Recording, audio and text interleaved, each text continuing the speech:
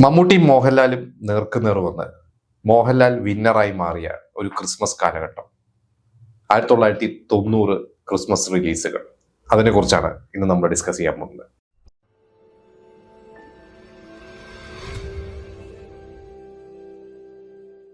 Communist പാർട്ടിയിലെ വലിയ നേതാക്കളായിരുന്ന KR Gouriamma, Varghese വൈദ്യൻ, TV തോമസ്, ഇവരുടെയൊക്കെ ജീവിതം ആസ്പദമാക്കി ചെറിയാൻ കൽപ്പവാടി എഴുതിയ, വേണുനാഗവള്ളി ഡയറക്ട് ചെയ്ത സിനിമയായിരുന്നു ലാൽ സലാം.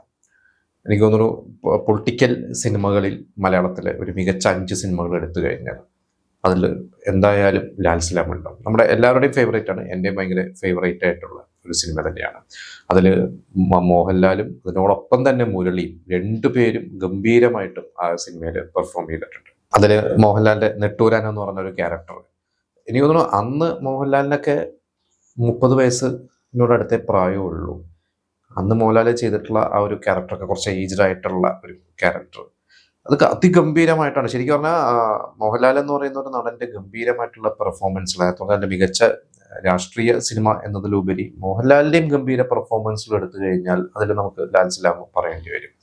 അതിൽ എനിക്ക് എൻ്റെ ഏറ്റവും ഫേവറേറ്റ് സീൻസ് എന്ന് പറയുന്ന ലാൽ സലാമില്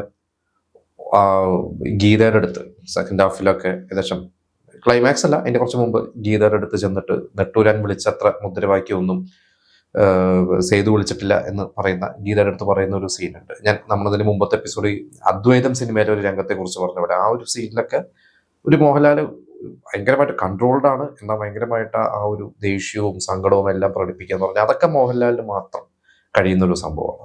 അതുപോലെ തന്നെയായിരുന്നു അതിൽ മുരളിയുടെ കഥാപാത്രം. എനിക്കൊണ്ട് അന്ന് ആ ക്യാരക്ടർ അല്ലെങ്കിൽ മമ്മൂട്ടിനെയും കാസ്റ്റ് ചെയ്യണം എന്ന് ആലോചിച്ചിരുന്നതായിരുന്നു, പിന്നീട് സുരേഷ് ഗോപിനെ ആലോചിച്ചിരുന്നായിരുന്നു. പക്ഷെ എന്തുകൊണ്ട് എനിക്ക് തോന്നുന്നു മുരളി തന്നെയാണ്. മമ്മൂട്ടിക്ക് ആയിരുന്നെങ്കിൽ അത് വേറെ തരത്തിലാക്കുമായിരുന്നു. പക്ഷെ മമ്മൂട്ടിയും മോഹൻലാലും ഒരുമിച്ച് വരുമ്പോൾ ആ ഒരു ഇമേജും കുറച്ച് സ്ക്രിപ്റ്റിലൊക്കെ അവർ കുറച്ച് പൊളിക്കേണ്ടിയൊക്കെ വന്നേക്കാം. പക്ഷെ മുരളി വന്നു കഴിഞ്ഞപ്പോൾ അങ്ങനെ ഒരു ഇമേജ് ഇല്ല. അതുകൊണ്ട് തന്നെ വേറൊരു തരത്തിൽ അവർക്ക് ആ സ്ക്രിപ്റ്റ് കൊണ്ടുപോകാൻ പറ്റി. എന്തായാലും അതിഗംഭീരമായിട്ടുള്ള ഒരു സിനിമ തന്നെയായിരുന്നു ലാൽ സലാം. ആ ഒരു ക്രിസ്മസിന് കുടുംബസമേതം എല്ലാവരും തിയേറ്ററിൽ പോയ ഒരു സിനിമ തന്നെയാണത്. അടുത്ത സിനിമ മമ്മൂട്ടി അഭിനയിച്ച പരമ്പര, സിബി മലയിൽ സംവിധാനം ചെയ്ത് SN സ്വാമി എഴുതിയ സിനിമ. സിബി മലയിലും SN സ്വാമിയും ഒക്കെ വളരെ കുറച്ച് സിനിമകൾ മാത്രമേ അവർ ചെയ്തിട്ടുള്ളൂ. നല്ലൊരു കോംബോയാണ്. അതിനു മുമ്പ് തന്നെ അവരുടെ 88 ഓഗസ്റ്റ് 1 എന്ന സിനിമ, അതിലെ പെരുമാൾ എന്ന് പറഞ്ഞ ഒരു ക്യാരക്ടറും ആ ഒരു സിനിമയും ഇന്നും ഓഗസ്റ്റ് 1 സിനിമ ഞാൻ റിപ്പീറ്റായിട്ട് കാണുന്ന, പലപ്പോഴും നമ്മൾ ബോറടിച്ചിരിക്കുമ്പോഴോ അല്ലെങ്കിൽ ഒന്ന് കാണണം ഒരു സിനിമ, പഴയ ഒരു സിനിമ കാണാൻ തോന്നുമ്പോൾ അതിലെ സീൻസ്, ഓഗസ്റ്റ് 1 സീൻസ് ഒക്കെ റെഗുലറായിട്ട് എടുത്ത് കാണുന്നതാണ്. ആ ഒരു കോംബോ ഒന്നിച്ച ഒരു സിനിമ എന്ന രീതിയിൽ ഭയങ്കര പ്രതീക്ഷയായിരുന്നു ആ ഒരു സിനിമയിൽ. മമ്മൂട്ടി ഡബിൾ റോളിൽ വരുന്നു, സുമലതയാണ് അതിൽ നായികയായിട്ടുള്ളത്. അതൊരു ഇംഗ്ലീഷ് സിനിമയെ ബേസ് ചെയ്തിട്ടാണ്. അത് എനിക്കോട് മമ്മൂട്ടിയാണെന്ന് ആ ഒരു ഇംഗ്ലീഷ് സിനിമ കണ്ടിട്ട് SN സ്വാമിക്ക് ഒരു ത്രെഡ് പറയുന്നതും ഒന്ന് മലയാളത്തിൽ ചെയ്താൽ കൊള്ളാമെന്ന് പറഞ്ഞ് അങ്ങനെയാണ് അവർ ആ ഒരു സിനിമ പ്ലാൻ ചെയ്തത്.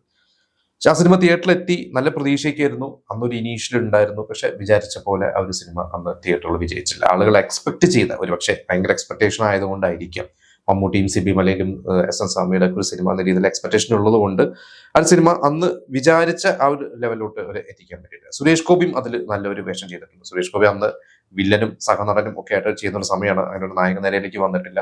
സുരേഷ് ഗോപിയും അതിൽ നല്ലൊരു വേഷം ചെയ്തിട്ടുണ്ട്. പക്ഷെ ലാൽ സലാം അപ്പുറത്ത് തിയേറ്ററിൽ ഭയങ്കര ബ്ലോക്ക് ബസ്റ്ററായി. പരമ്പര അതുകൊണ്ട് ലാൽ സലാമിൽ അപ്പുറത്ത് കത്തിക്കേറിയതോടുകൂടി ആയിരിക്കാം വിചാരിച്ച പോലെ പരമ്പര അന്ന് തിയേറ്ററിൽ ഒരു ചലനം സൃഷ്ടിച്ചില്ല.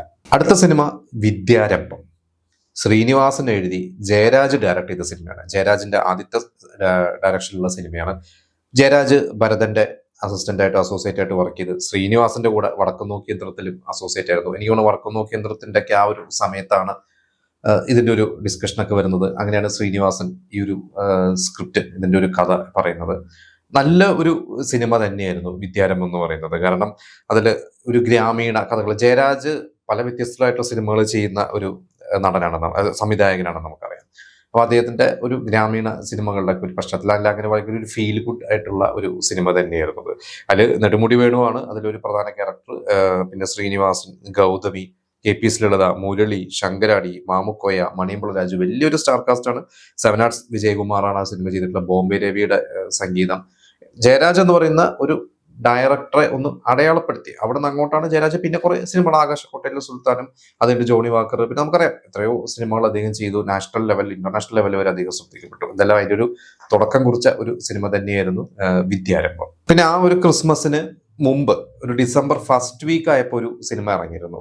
ജയറാമിനെ ആക്ഷൻ ഹീറോ ആക്കിയിട്ട് കെ മധു ഡയറക്ട് ചെയ്ത സിനിമ രണ്ടാം വരവ്. ജോൺ പോളാണ് അതിന്റെ സ്ക്രീൻ പ്ലേ എഴുതിയത്. അന്ന് ജയറാം ഒരു ആക്ഷൻ ഹീറോ ആക്കാൻ വേണ്ടി തന്നെ കെ മധു നമുക്കറിയാം, അത് മമ്മൂട്ടിയുടെയും മോഹൻലാലിനെയൊക്കെ വെച്ച് 20ാം നൂറ്റാണ്ട് മമ്മൂട്ടിനെ വെച്ചൊക്കെ നല്ല നല്ല ഫാമിലി സിനിമകളും ചെയ്തിട്ടുണ്ട്, ആക്ഷൻ സിനിമകളും CBI പോലത്തെ സിനിമകൾ ചെയ്തിട്ടുണ്ട്. മോഹൻലാലിനെ വെച്ച് 20ാം നൂറ്റാണ്ട് കൊടുക്കുന്നു. ജയറാമിനെ ഒരു ആക്ഷൻ ഹീറോ ആക്കാൻ വേണ്ടി ചെയ്തൊരു സിനിമയാണ്. പക്ഷെ ആ സിനിമ അന്ന് ഭയങ്കര ഫ്ലോപ്പായി. ആ സിനിമ ആ ക്രിസ്മസിനും തിയേറ്ററുകളിൽ ഉണ്ടായിരുന്നു. എനിക്കൊന്ന് A ക്ലാസ് സെന്റേഴ്സ് എന്നൊക്കെ അപ്പോഴേക്കും എടുത്തു മാറ്റി, പിന്നീട് B ക്ലാസ്സിലും C ക്ലാസ്സിലൊക്കെ ആയിരുന്നു അന്ന് സിനിമ ഉണ്ടായിരുന്നത്. ജയറാമിന് ഇത്രയും മോശം സമയമായിരുന്നു ആ 90ന്റെ അവസാനമൊക്കെ. ഇപ്പൊ ജയറാമിന്റെ കുറെ സിനിമകൾ, എനിക്ക് തോന്നുന്നു മറ്റേ മറുപുറം എന്ന് പറയുന്ന ഒരു സിനിമയുണ്ട്, ആ സിനിമ അന്ന് പരാജയമായിരുന്നു. രണ്ടാം വരവ്, രാധാമാധവം, കുറെ സിനിമകൾ പരാജയപ്പെട്ട് നിൽക്കുന്ന ഒരു സമയത്ത് പിന്നെ 91 ആയപ്പോഴാണ് കുറച്ച് സിനിമകളോട് ജയറാമിന് ഒന്ന് തിരിച്ചു വരാൻ പറ്റിയത്. എന്തായാലും ഇത്രയും സിനിമകൾ ആണ് പ്രധാനമായിട്ടും അന്ന് ആ ഒരു ഡിസംബർ മാസം അല്ലെങ്കിൽ ക്രിസ്മസ് സീസണോട് അനുബന്ധിച്ചിട്ട് തിയേറ്ററിൽ ഉണ്ടായിരുന്നത്. അതിലെ വിന്നർ എന്ന് പറയുന്നത് ലാൽ സലാം തന്നെയായിരുന്നു. ഏകദേശം 100ഓളം ദിവസം പല മേ സെന്റേഴ്സിൽ ആ സിനിമകൾ കളക്ട് ചെയ്തു. അത് കഴിഞ്ഞിട്ട് പിന്നെ അതുപോലെ ഒരു വിജയം വേണുനാഗവള്ളി മോഹൻലാലിന് കിട്ടിയോ എന്ന് ചോദിച്ചു കഴിഞ്ഞാൽ ഇല്ല എന്ന് പറയേണ്ടി വരും. അതിനു മുമ്പ് വേണുനാഗവള്ളി 90 എന്ന് പറയുന്ന വർഷം തന്നെയാണ് ഓട്ടോ എന്ന സിനിമയൊക്കെ സംഭവിക്കുന്നത്. പക്ഷെ ലാൽ സലാമൊക്കെ ഒരു ഐക്കോണിക് സിനിമ, അല്ലെങ്കിൽ നമുക്ക് എന്താ പറയുക, ഒരു നാഴികക്കല്ലെന്നോ എങ്ങനെ വേണമെങ്കിലും പറയാം. വേണുനാഗവള്ളി എന്നുള്ള ഡയറക്ടറുടെ ഏറ്റവും മികച്ച സിനിമകൾ ഒന്നാണ്. ചെറിയ കൽപ്പവാടി എന്ന് പറയുന്ന ഒരു റൈറ്ററും അദ്ദേഹത്തിന്റെ അച്ഛന്റെ ലൈഫിനെ ബേസ് ചെയ്തിട്ടൊക്കെ ആയതുകൊണ്ട് അദ്ദേഹത്തിന് കുറെ ഭയങ്കര റിയലിസ്റ്റിക് ആയിട്ട് അതിൽ കുറെ സാധനങ്ങൾ, അതിൽ കുറച്ച് റിയലിസ്റ്റിക് ആണെങ്കിലും വെറുതെ ഒരു ഡോക്യുമെന്ററി പോലെ അല്ല എടുത്തിരിക്കുന്നത്. അതിൽ കുറച്ച് ഫിക്ഷനൊക്കെ ചേർത്തിട്ടൊക്കെ തന്നെയാണ്. പേരുകൾ മാറ്റിയിട്ടുണ്ട്. എന്തായാലും ഇവര് പല പല പേരുകളിലൂടെയാണ്, നേരത്തെ ഞാൻ പറഞ്ഞ പോലെ സ്റ്റീഫൻ നെട്ടൂരാനും DK അങ്ങനെ പല പല പേരുകളിലേക്കാണ് അത് ചെയ്തിട്ടുള്ളത്. എന്തായാലും ലാൽ സലാം എന്റെ ഫേവറേറ്റ് സിനിമയാണ്. പക്ഷെ ഞാൻ ഈ സിനിമകളൊന്നും തിയേറ്ററിൽ പെട്ടെന്ന് കണ്ടിട്ട്, എല്ലാ സിനിമയും കാസറ്റാണ് കണ്ടിരിക്കുന്നത്. ലാൽ സലാം ഒക്കെ കാസറ്റ് എടുത്തിട്ട് തന്നെ കണ്ടതൊക്കെ എനിക്ക് നല്ല ഓർമ്മയുണ്ട്. പിന്നെ TV-യിൽ വന്നിട്ടും പരമ്പരയാണെന്ന് എനിക്ക് തോന്നുന്നു. ഞാൻ ഈ കൂട്ടത്തിൽ അധികം കണ്ടിട്ടില്ല. പണ്ടൊരിക്കൽ TV-യിൽ കണ്ടിട്ട് പിന്നെ കണ്ടിട്ടില്ല പരമ്പര എന്ന സിനിമ. അപ്പൊ എന്തായാലും ഇത്രയും സിനിമകളാണ് ആ ഒരു ക്രിസ്മസ് സീസണിൽ റിലീസ് ആയത്. ഇതിൽ നിങ്ങൾ ഏതെങ്കിലും സിനിമകളന്ന് തിയേറ്ററിൽ കണ്ടുവരുന്നുണ്ടെങ്കിൽ, എനിക്ക് തോന്നുന്നു ചിലപ്പോൾ ലാൽ സലാം ഒക്കെ തിയേറ്ററിൽ കണ്ടുവരുന്നുണ്ടോ. ഞാനന്ന് മിസ് ചെയ്തു ലാൽ സലാം ഒക്കെ. അന്ന് മോഹൻലാലിന്റെ സിനിമകളൊക്കെ തിയേറ്ററിൽ സ്ഥിരമായിട്ട് വീട്ടുകാരോട് പോയി കാണുന്ന ഒരു സമയമാണ്, കണ്ടു തുടങ്ങിയ ഒരു സമയമാണ്. നിങ്ങൾ ആരെങ്കിലും ഈ സിനിമകൾ കണ്ടിട്ടുണ്ടെങ്കിൽ പറയണം.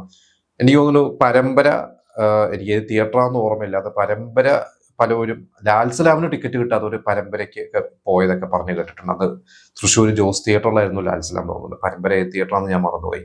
അന്ന് എൻ്റെ പല ഫ്രണ്ട്സൊക്കെ പിന്നീട് പറയുന്നത് കേട്ടിട്ടുണ്ട്. അന്ന് പരമ്പര കണ്ടത് ലാൽ സലാമിന് ടിക്കറ്റ് കിട്ടാതെയാണ് എന്നുള്ളത്. വിദ്യാരംഭത്തിന്റെ ബോക്സ് ഓഫ് സ്റ്റാറ്റസ് എനിക്ക് അറിയില്ല. എനിക്ക് തോന്നുന്നത് ഒരു ആവറേജ് പോയ ഒരു സിനിമയായിരുന്നു. അങ്ങനെ ഭയങ്കര സൂപ്പർ ഹിറ്റ് ആയ ഒരു സിനിമയല്ല വിദ്യാരംഭം. അത് വിദ്യാരംഭം ആയാലും, അത് കേട്ട് ജയരാജന്റെ ആകാശക്കോട്ടയിലെ സുൽത്താൻ ആയാലും, ജോണി വാക്കർ ആയാലും ഒന്നും അങ്ങനെ തിയേറ്ററിൽ വലിയൊരു ബ്ലോക്ക് ബസ്റ്റർ അല്ല. പിന്നീട് സോപാനം, കുടുംബസമേതം പോലത്തെ സിനിമകളൊക്കെ എത്തിയപ്പോഴാണ് ജയരാജ് എന്നുള്ള ഡയറക്ടറിന് ഹിറ്റുകൾ കിട്ടാൻ തുടങ്ങിയത്. എന്തായാലും ഇതൊക്കെയാണ് എൻ്റെ ഓർമ്മകളും അറിവുകളും. ബാക്കി നിങ്ങൾ ഷെയർ ചെയ്യുക.